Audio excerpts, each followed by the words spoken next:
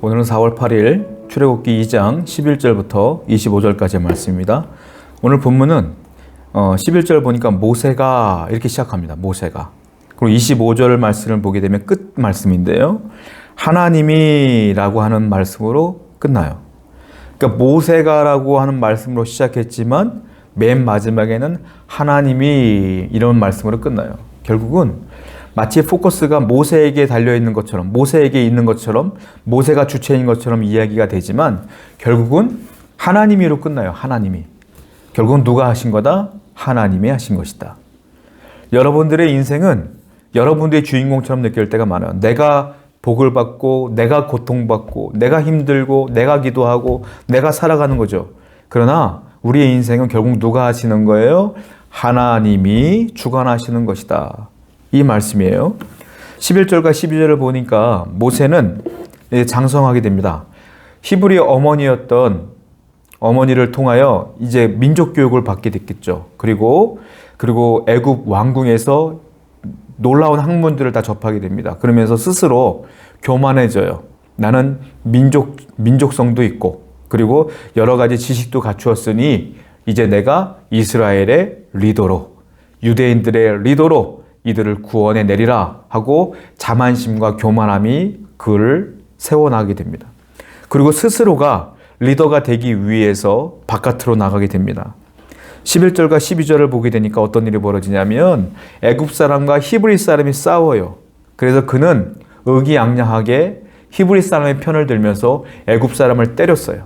어떤 일이 벌어지죠? 애굽 사람이 죽었어요. 그러니까 모세가 얼마나 힘이 좋았는지가 나타나는 거예요. 얼마나 힘이 장성했고, 그러니까 자신만만했던 거예요. 지식도 있죠. 또한 민족성도 있죠. 권력도 있죠.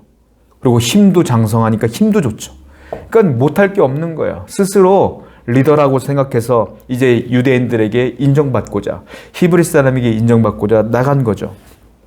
그런데 그 애굽 사람이 죽어버리는 그 사건을 통해서 하나님은 아직 모세가 준비가 되지 않음을 드러내는 거예요. 세상적인 조건은 완벽하지만 하나님의 조건은 하나도 준비가 되지 않은 거죠. 하나님의 조건과 세상의 조건은 달라요. 완벽하게 달라요. 13절과 14절을 보니까 이튿날 모세가 어떻게 됐나 하고 그 싸웠던 장소에 한번 더 나가봤더니 이번에는 히브리 사람들끼리 싸워요. 그래서 이번에는 애굽 사람이 아니니까 이제 중재합니다. 자기가 이제 리더라고 생각하니까 중재하는 거예요. 싸우지 마쇼. 그때 그 중에 한 사람이 뭐라고 말합니까? 너 어저께는 애굽 사람 쳐서 죽이는 거 우리가 봤는데 오늘은 우리 죽이려고 하냐? 라고 얘기했더니 살인 현장까지 본 거잖아요, 이 사람들이. 그러니까 갑자기 모세가 두려워지기 시작하는 거예요. 여러분, 우리가 기억해야 될 게 있어요. 뭐냐면 모세는 스스로 자기가 완벽한 리더라고 생각했지만 하나님의 리더는요, 그 사람의 완벽한 자질을 통하여 일하시는 게 아니에요. 뭐예요? 하나님은 그 사람을 직접 훈련시켜야 되고요. 다듬으셨기 때문에 모세가 리더로 성장한 것이지, 자기 스스로 학문을 갈고 닦으며 스스로 노력해서 하나님의 리더가 되는 건 절대로 아니다라는 거예요.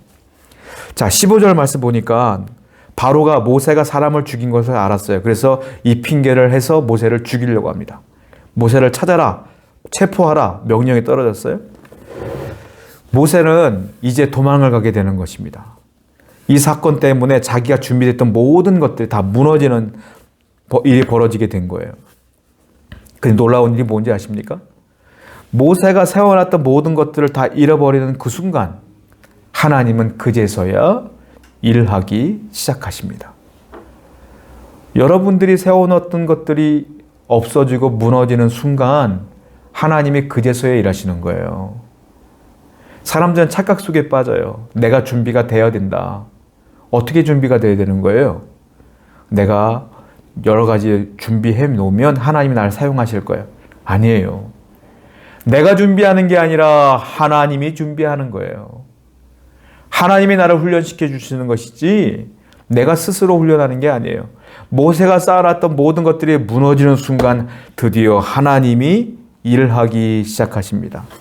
16절과 17절을 보니까 도망가다가 한 우물가에서 여인들을 못 살게 구는 힘센 남자들을 모세가 다 쫓아내요. 모세가 얼마나 힘이 좋아한지가 나타나요. 사람들이에요. 복수예요. 그 사람들을 혼자서 다 혼쭐 내어버리고 다 쫓아내어버려요. 그 16절과 17절에 나오거든요. 모세는 이 일을 계기로 해서 미디안 제사장 딸과 결혼을 하게 됩니다. 그리고 아들을 낳게 되는데 그 첫 아들 이름을 게르솜이라고 줬어요. 게르솜의 뜻이 뭐냐? 나그네란 뜻이에요. 왜 그렇게 졌는지 아십니까? 이제 나는 다 포기하고 여기서 안주하고 살래. 나는 지금까지 나그네처럼 살았는데 여기서 이제 정착하며 편하게 살 거야 라는 뜻으로 게르솜이라고 이름을 지은 거예요. 하나님은 놔두지 않아요. 모세의 뜻은 이제 여기서 안주할 거였지만 하나님은 이제서야 훈련시킬 건데 무슨 소리야 이거예요. 사람의 생각과 하나님의 생각은 늘 정반대야. 여러분들의 생각과 하나님의 생각은 어쩌면 정반대일 수 있어요. 그러니까 언제나 우리는 어떻게 돼요? 하나님의 생각을 따라가야 되는 거예요. 내 생각이 옳다고 해도 그렇게 믿어도 결국은 하나님의 뜻대로 될 수밖에 없거든요. 그러니까 우리는 언제나 하나님의 뜻을 구하는 것이 중요하다라는 거예요. 여러 해가 지났어요. 이제 애굽 사람의 자기들 못 살게 굴었던 바로가 죽습니다. 23절을 보니까 바로가 죽어요. 죽었으면 끝난 줄 알았는데 또 다른 바로가 등극하면서 이스라엘에 대한 고난과 고통은 여전히 지속되어지더라. 끝난 줄 알았는데 끝나지 않았더라. 그 고통이 계속 이루어지더라. 자, 끝나지 않을 것 같은 고통이 얼마나 괴롭습니까? 그러니까 이스라엘 사람들이 정말로 울부짖으며 하나님께 기도하기 시작하는 거예요. 하나님은요, 그들을 구원하기로 결정하셔요. 왜요?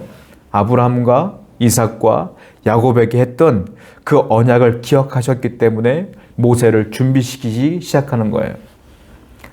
여러분, 우리는 이와 같은 하나님의 침묵을 경험할 때가 있어요. 하나님은 왠지 모르게 내 기도에 응답하지 않는 것 같고 내 현실은 그대로인 것 같을 때가 있어요.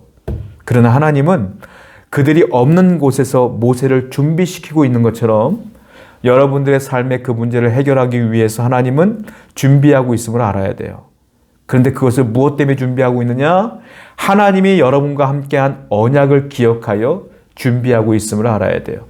오늘도 마찬가지예요. 하나님의 뜻은, 하나님의 계획은 지금도 준비되어지고 성취되고 있음을 아셔야 돼요. 그러므로 우리는 오늘도 하나님의 뜻을 기다리며 감사하며 또 기다리며 소망하며 살아야 될 줄로 믿습니다. 기도하겠습니다.